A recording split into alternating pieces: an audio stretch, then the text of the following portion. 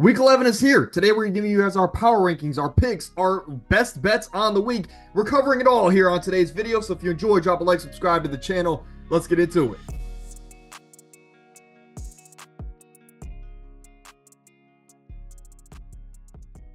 Let's kick it off here with our power rankings, as we do every single week. I'm going to kick it off here with a shock. The LA Chargers make their debut on my top 10. This is a team that has only given up 14 points a week throughout the entirety of the season. This defense is there. The offense, of course, is as advertised. They protect the football, and they do enough to win the football game. But this is why I like them, is the fact that Gus Edwards is now back in the mix. That makes their offense a little bit better on the ground. But this passing game has gotten better and better each and every week.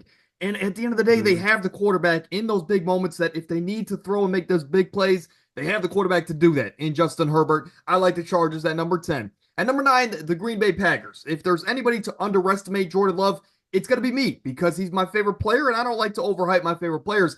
I understand they had a bye week, but a lot of other teams, I think, just played it really good last week. So I bumped the Green Bay Packers down, but no doubt they have the potential to be in the top 5.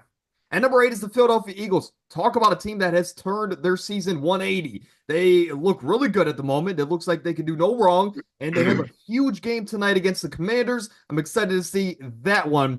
At 6 and 7 are the teams that played last week. The Steelers at 6 because they got the win. And of course, their offense has been really good, averaging 30 points a game with Russell Wilson at the quarterback position. And then you add on the fact that they have the number 1 defense in the league.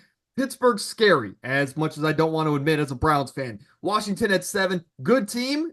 Some questions are starting to come around their schedule. Have they only? I'll say this: they're 1-2 or 1-3 against teams above 500 so far this year, despite having 7 wins. So we want to see them get a big time win, and they can do that tonight against the Eagles. At number 5 is the Minnesota Vikings. If you can throw as many interceptions and turnovers as Sam Darnold had last week, and you could still win the game based on field goals alone. The defense is special. The offense is special. I understand last week wasn't pretty, but they still got the job done. Big game here. Big bounce back game here against the Tennessee Titans. My top 4 remains the same. Kansas City, Detroit 1 and 2. That was my preseason picks. It's been that all season long. Baltimore 3, Buffalo at 4. A lot of top 10 matchups, as you can see here. Amir, Buffalo, KC, big top 10 matchup. Baltimore and the Pittsburgh Steelers, right? And then you also have Philly and Washington. A lot of big top 10 matchups on my board. But let's get into your board. You have Minnesota all the way down to 10. Amir, start us off there. So at my 10th spot for Minnesota, Minnesota has struggled these past recent weeks, and I think now at this point in the season, you're kind of starting to see that mojo sort of wear off a little bit. Obviously, Kevin O'Connell and Brian Flores are still great minds on both ends of the ball, sort of bringing this team together. But, we're starting to really see, Sam Darnold be exposed these past weeks. Seeing him last year struggle against that Jaguars offense, seeing this man, drive to the red zone 4 or 5 times, either throw a pick or kick 3 was straight up, embarrassing. And so I think for this Minnesota team, I dropped them down despite them being 7-2, 7-3. Having a great record. I think this Minnesota team really is going to have a hard time getting back on track for the rest of the year. At my 9th spot, I have Houston. Wow. So Houston for me last week, I moved them outside the top 10 because of the injuries. But I think now, looking at them last week, the defense looked amazing against Detroit. Forcing 5 picks on Jared Goff. Shutting the best rushing attack on football down. I think this Houston defense looks great. And also, Nico Collins is back this week, so I think Houston can finally get going now. At my 8th spot, Philly. Philly has a 5-game win streak, if I'm not mistaken. Yes. And so, the most impressive thing about Philly is that, the first month of football and all last year, this past defense was in the bottom 5 of the league, bottom 10 of the league. And ever since that point, they've been top 3 in the league, stat-wise. And that's been most impressive. Quinyon Mitchell has been great. Cooper DeJean has been great. CJ Gardner-Johnson has been better. He still has some moments, but offensively, they look amazing. The biggest concern I have for this team is how slow-paced this offense is at times, and how slow they start off games. At my 7th spot and 6th spot, I have Pittsburgh at 6 and Washington at 7. This Washington team and this Pittsburgh team, looking at the game last week, both defenses got exposed at moments, but offensively, both teams look great. Having Russ at quarterback for that Pittsburgh offense opened up that offense. Me being an Ohio State guy myself, I want to see Fields thrive, But this offense looks so much better with Russ throwing the football downfield, stretching the field out, getting George Pickens involved. Getting his tight ends involved a lot more. And for this Washington team, Washington is similar to Philly. The pass defense started off bad this year, but now the stats say, they have a top 5 pass defense ever since that first month of football, surprisingly. But the biggest concern for this team is that run defense. That run defense might be the worst in the league. It's horrendous. They get absolutely gashed this week, against Philly, in my opinion. At my fifth spot, I have Green Bay. I think for this Green Bay team, looking at the last game against Detroit, the score doesn't really do justice of how bad Detroit Right. really washed them out the game. They smoked them. Jay Love was injured. He had some crucial turnovers that are really, really bad. But at the end of the day, Detroit is the top 2 team of football, in my opinion. So, tough game, but they're back this week. Jordan Love should be healthier. Green Bay is still a top 5 team, in my opinion. At the 4th spot is Buffalo, Baltimore at 3, Detroit at 2, KC at 1. I would like to highlight the fact that Buffalo is at 4, and me I'm a big Josh Allen guy, Yes. my favorite player in the league. But I really hate putting Buffalo at 4.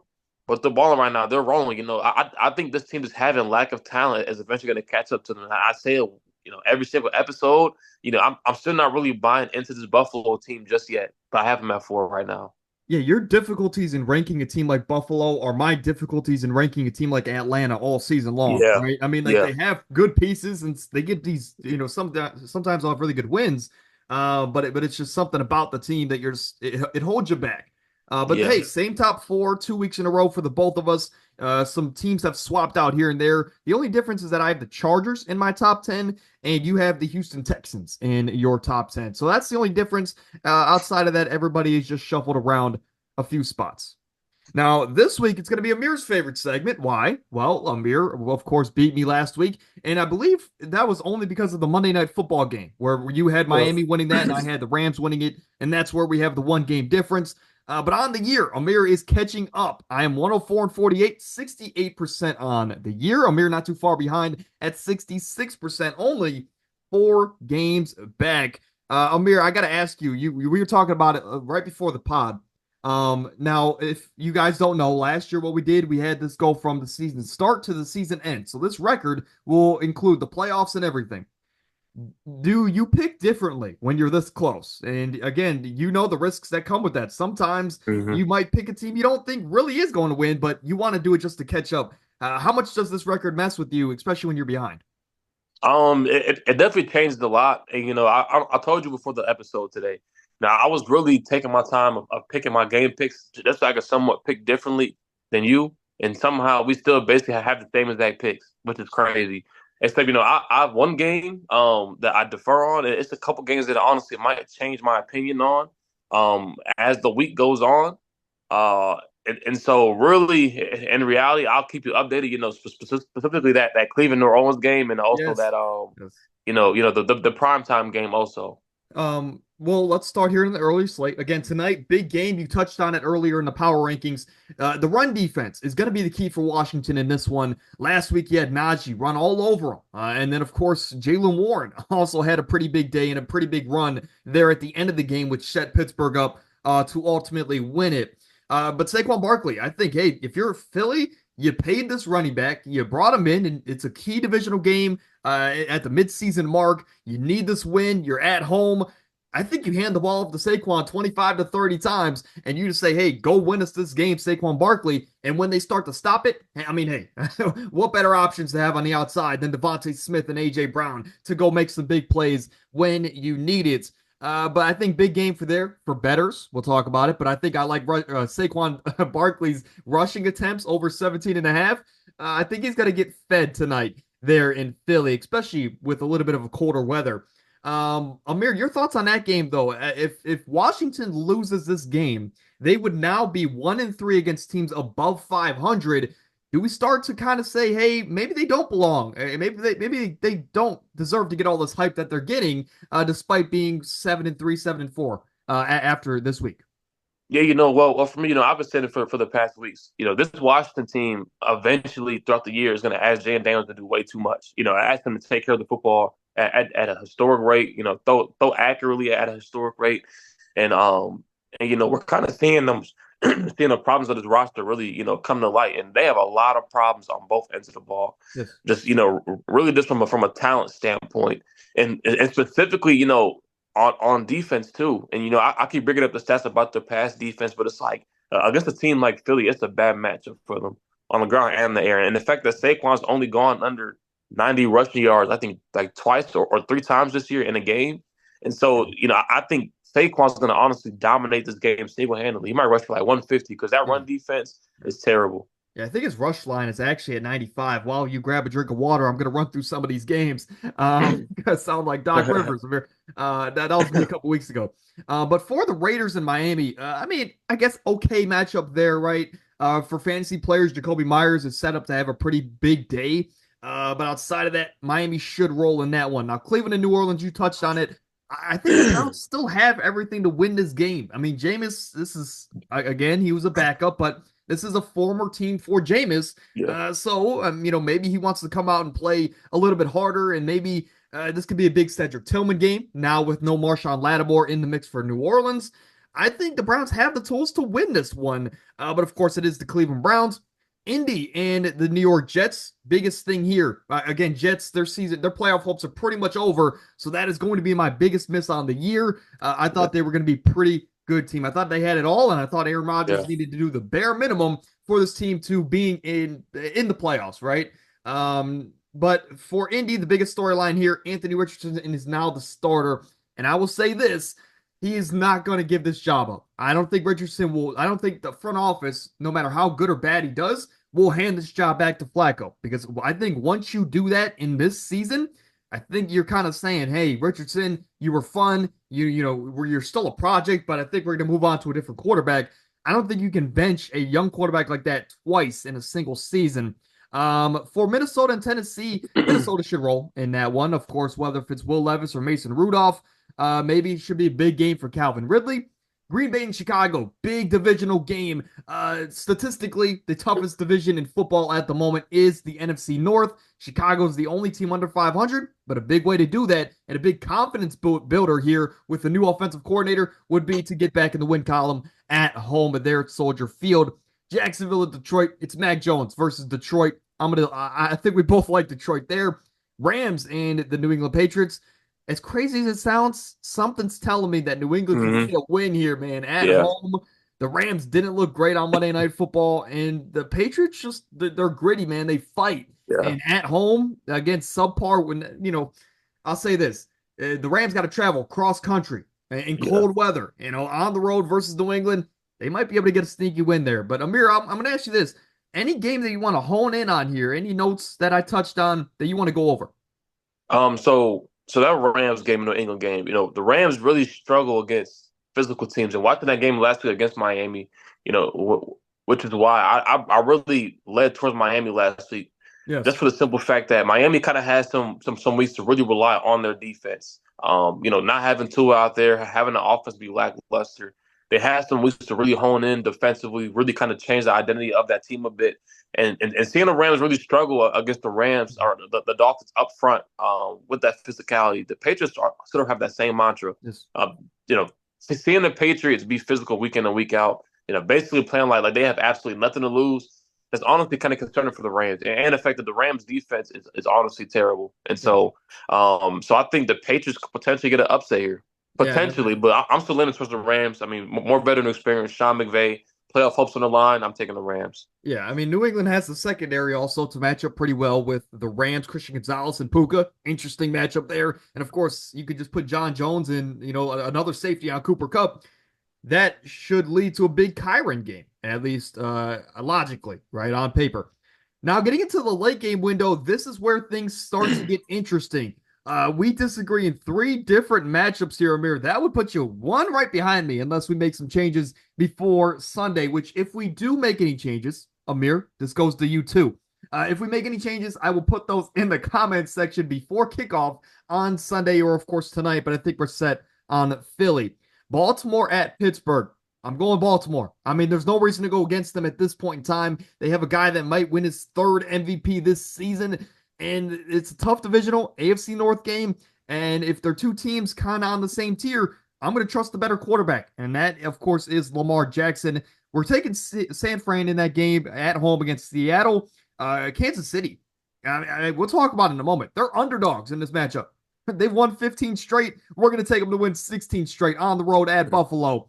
Houston Monday night. It's that talented Houston defense against Cooper Rush. We're going to take Houston on the road. Now, for these matchups that we disagree on, I touched on Baltimore and Pittsburgh there, Amir. Any additional thoughts?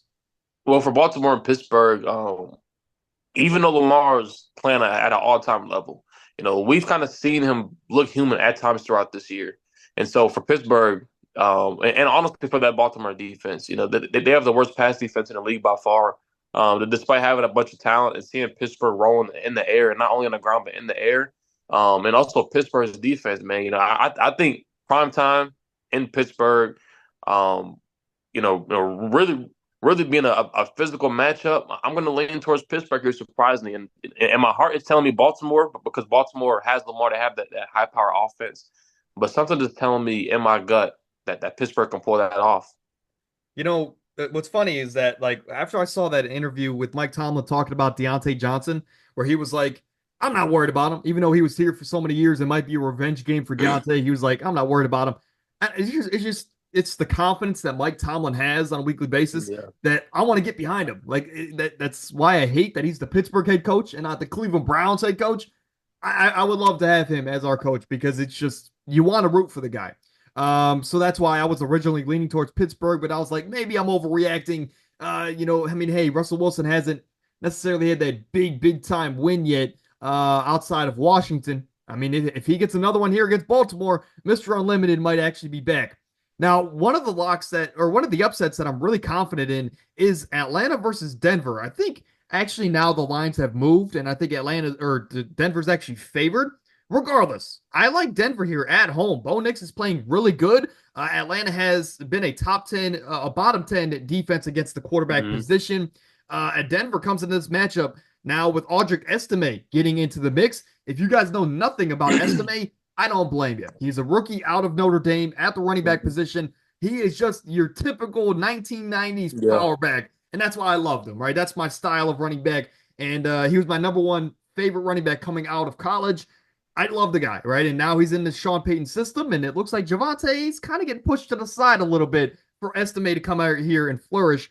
I like Denver here at home. Again, you have the mile high advantage behind you, and this offense is now relying more so on Bo Nix's arm than the ground game, and that's why I kind of like him. I think the offense is more dangerous than ever at home here. But why are you taking Atlanta on the road? Well, for me, Atlanta looked bad last week. Seeing Youngboy basically just missed 4 field goals, and that defense looked pitiful against the Saints. But for me, this Denver defense is great. They're great at home. Bo Nix is looking great. Potentially the defensive player of the year. Drake London. Hey, right. But for me, this Denver defense has gotten exposed these past couple of weeks too. And they obviously only gave up 16 points to KC. Mahomes was still dotting them at times. The week before that, Lamar dropped 41 points on them. And so there's obviously weak points in this defense. And Atlanta being a mile high is tough. But me personally, I'm leaning towards Atlanta here. I have to. Yeah. No, I mean, you've been on the Atlanta train for pretty much ever since the season kind of began. They made me so much money this year. That's a good reason to get behind them. Sunday Night Football, you kind of touched on it earlier. You have an upset here. You have the Cincinnati Bengals on the road taking down the LA Chargers. To me, I'm sticking with the whole home team, man. There's a lot of things that, to me, I think the Chargers have the head coaching advantage. I think they're a lot more physical than Cincy, which when Cincy's run into teams that are more physical, they've lost pretty much all of those games. I think the Chargers, again, they take care of the football. They don't make many mistakes pretty much at all. And Justin Herbert is quietly, now statistically it's not there, but quietly, if they can get another big-time AFC win here, I think he's going to sneak into these MVP conversations, man. But I think they have the head coaching advantage. They're home, and they're a lot more physical. And those are a lot of things that Cincy doesn't have. I like the Chargers here at home to keep rolling here under Jim Harbaugh. But you have, of course, the uber-talented offense. Joe Burrow, Jamar Chase, T. Higgins might be back. I don't really know. He's kind of been out with this quad injury. But Chase Brown, I think it could be a big game for him. But any thoughts here? Why did you take Cincy on the road here against the LA Chargers? Well, this is definitely by far the most high power offense this Chargers defense has faced all year. And despite Cincy getting carved last Over the week Chiefs? against Baltimore, I know. no, I'm just messing. Go no, ahead. yeah, but seeing Cincy sort of honestly, I mean, this Cincy defense has been pitiful all year. We know this obviously, but watching Cincy these past few weeks, we've seen some bright spots in them somewhat getting somewhat better on the defensive end.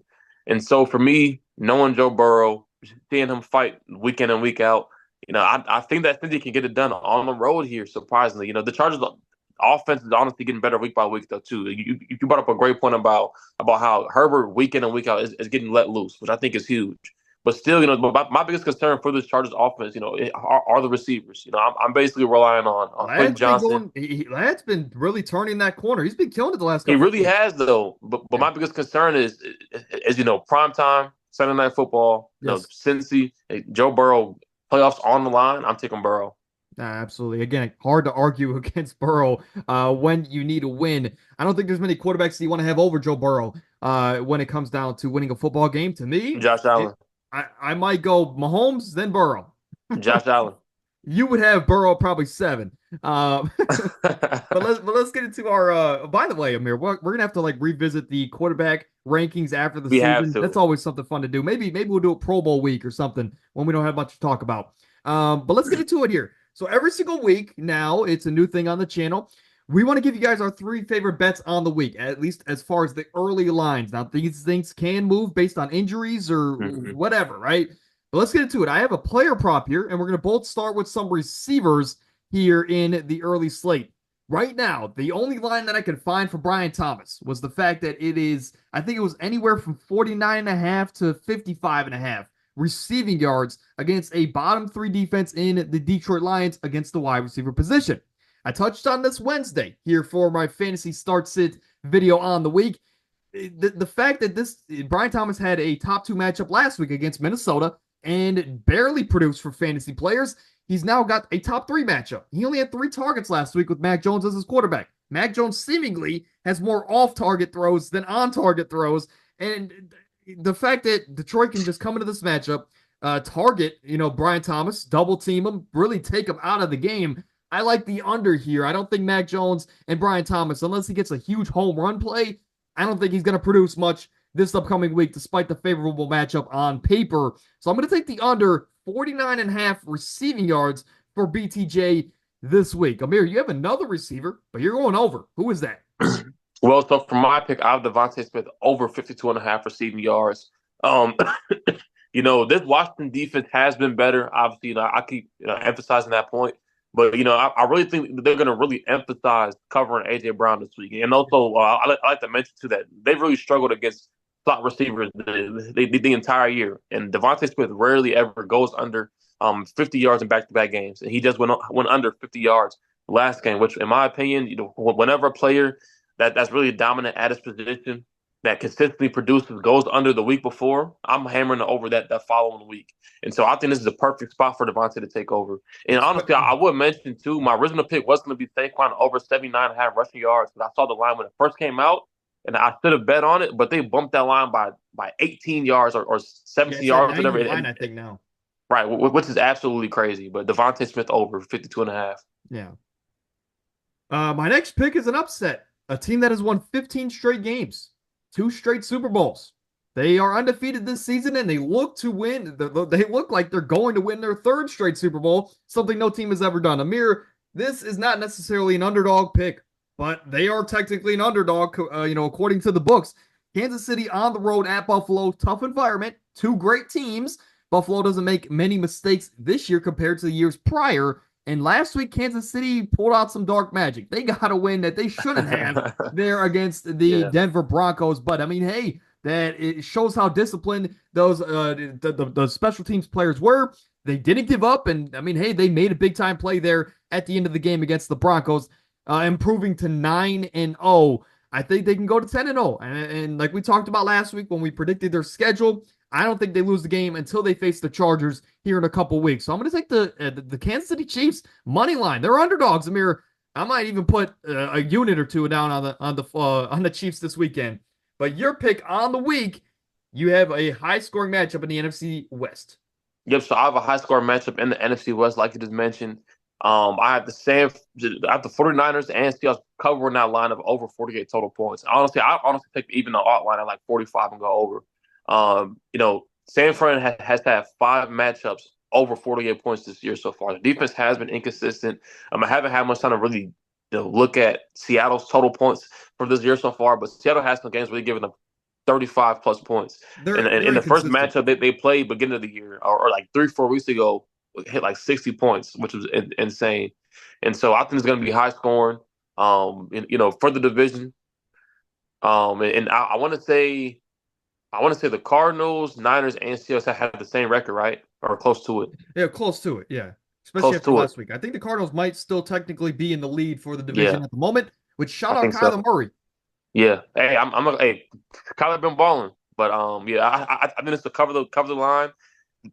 That's crazy, but they should cover the line. Should be high scoring shootout. Brock Purdy for Geno Smith, airing the ball out.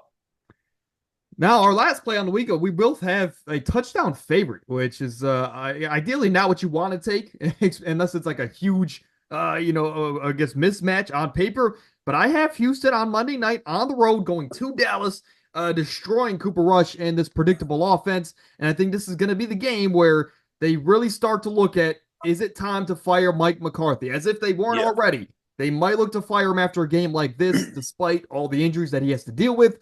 But I think the Texans can go into Dallas, get a huge win. I'm talking a 2-score win, and I think that's when they're gonna have to look at Mike McCarthy and say it might be time to move on, especially because they're rebuilding at the moment. But you have another touchdown favorite there with Minnesota. Yep. So for my pick, I have Minnesota covering the 6 spread -6, and honestly, I think this is free money. This Titans team simply doesn't have enough. I want to say Will Levis is starting this week. This Minnesota defense is legit up front, and honestly, I mean, if the Titans aren't getting Tony Pollard involved, the offense is basically useless. And so, I think Minnesota goes to Tennessee, handles business. I doubt Sam Darnold throws 3 picks again, in the red zone because last week, and I'm honestly surprised that the line makers have it at -6 because like last week I brought up a great point earlier in the show. Minnesota drove to the red zone on Jacksonville like 4 or 5 times, and Sam Darnold threw 3 picks. And Right. and personally, I'm betting on my money that doesn't happen this week. Yeah, I think Minnesota handles business here on the road. Again, hard to argue. I think they can hone in on Tony Pollard and his production on the ground. Tajay Spears. Minnesota's been a good run defense. They just haven't really been great on the back end, at Yeah, least as far as the numbers. And I think, hey, if you can stop the run game, it's going to make the passing very predictable. And they don't really only have one receiver to go to, and that is Calvin Ridley, unless you are worried about Nick Westbrook Ikhine. I'm not. Just put him on an island, even though he has been scoring a lot of touchdowns lately. Here is the race for Travis. Of course, Travis Hunter, Shedeur Sanders, they're probably going to be the number 1 and number 2 overall picks in the draft this upcoming year, if not both of them in the top 5. So now more than ever, these wins and losses for these organizations mean more so than ever, right? At least as far as draft positioning. And number 1, Jacksonville moves up. New England, Amir, with their win, drops from 1 to 7. They dropped all the way out of the top 5 as far as the draft order. So New England, maybe they don't want to get one of these guys like Travis Hunter or Will Campbell. Regardless, long season ahead. The Giants jump up to 2. Tennessee jumps up to 3. The Browns jump up to 4 in a position there for Cam Ward. And 5 is the Las Vegas Raiders. And I think the Raiders, I don't think they're going to win 4 games. I think the Raiders are here to stay. I think they've kind of already said, not directly, right? Indirectly, they've already kind of said, we're ready for next year. We're ready for the offseason. I mean, Max Crosby has been talking a lot about Shedeur Sanders on his I've seen different reports where he's talking about getting potentially his new quarterback. Las Vegas, I think, is here to stay. Amir, out of these 5 teams, do you think any of these teams can, I guess, I'll say this. Do you think, who do you think is most likely to get the number 1 pick out of these 5 teams? definitely Las Vegas. And if I'm not mistaken, Las Vegas still has to play Denver, the Chargers, and Kansas Kansas City. City. Yeah. Right, and so I think Denver right now is a perfect spot to get Shador. And also, I would like to mention too, Ben Johnson will be the Raiders' head coach next year. So I hope I not, think man. everything. So I think everything is right in line for Vegas to get Shador. Oh, but that just makes too much sense. And if you guys aren't familiar, Ben Johnson, probably the best offensive coordinator in football for the Detroit Lions. He and Dan Campbell turned around that culture in a span of 3 years, and they went from bottom feeders to Super Bowl contenders, as we can tell. I mean, hey, he's gonna bring that grit and grind back to Las Vegas. I don't want to admit that. I kind of want him to see him in a some Browns gear, right? But if we don't get rid of Stefanski, then that's kind of out of the picture. But Ben Johnson there does make a lot of sense. Amir, that's episode 226, week 11 predictions, power rankings, bets, all that good stuff. Any last thoughts before we get out of here? Of course, Thursday Night Football is tonight. No less thoughts. It's a great primetime game. Yeah, great primetime game. Hopefully, it delivers like last Thursday. If it does, I'm Mm-hmm. sure all of our bets are going to hit. But I'll see you guys next week. Be on the lookout for the comments if we make any changes. But until then, go enjoy some football.